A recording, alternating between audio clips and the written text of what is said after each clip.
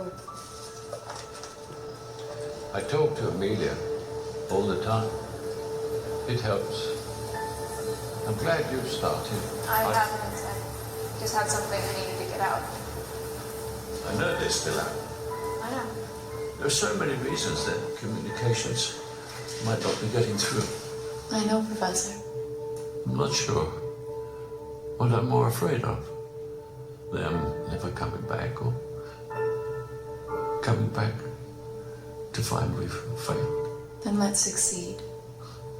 So, back to the fourth iteration. Let's run it through some new fields. With respect, Professor, we've tried that hundreds of times. It only has to work once. Merv. Every rivet that they strike could have been a bullet. We've done well to work here. Whether or not we crack the equation before I kick the bucket.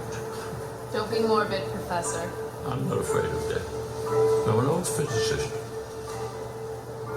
I'm afraid of time.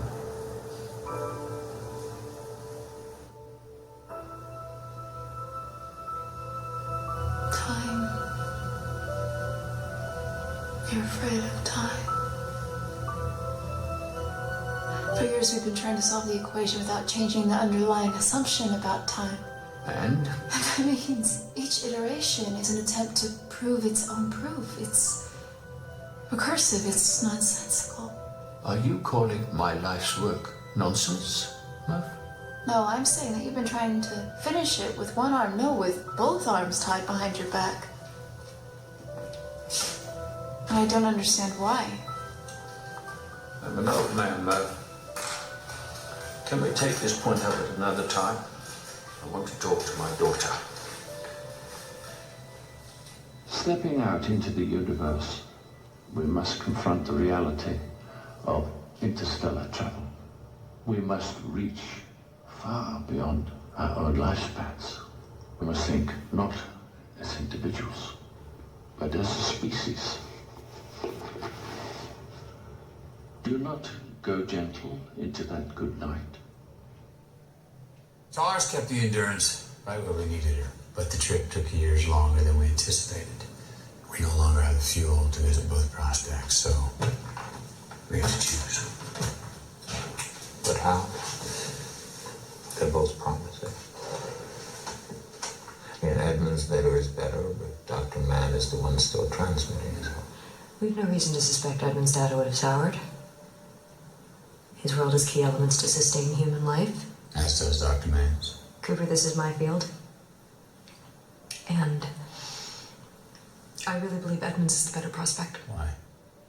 Gargantua, that's why. Look at Miller's planet. Hydrocarbons, organics, yes. But no life. Sterile.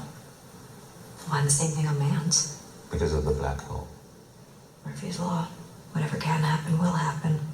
Accident is the first building block of evolution, but when you're orbiting a black hole, not enough can happen. It sucks in asteroids and comets, other events which would otherwise reach you.